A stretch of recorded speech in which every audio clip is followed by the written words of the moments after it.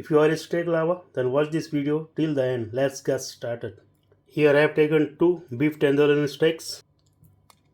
Add salt on both the sides. Freshly grounded pepper. Crushed garlic and ginger. Add some Worcestershire sauce.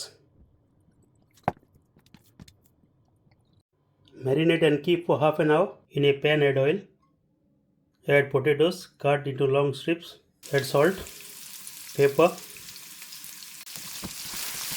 Fry till they turn golden in color. Transfer these potatoes in a plate for later use. In the same pan, add sliced onions, capsicum, some frozen vegetables, salt, pepper, mix herbs.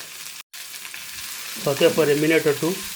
Transfer this in a plate for later use. Add 2 tablespoons of butter, some oil.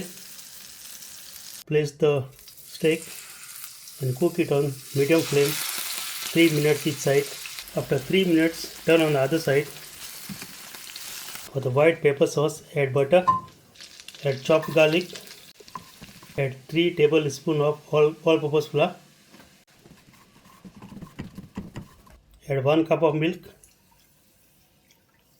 2 tablespoons of fresh cream, add 1 cube of cheese, salt, black pepper,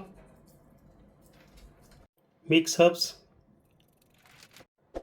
some chili flakes. Stir continuously till the gravy thickens. Let's do the plating.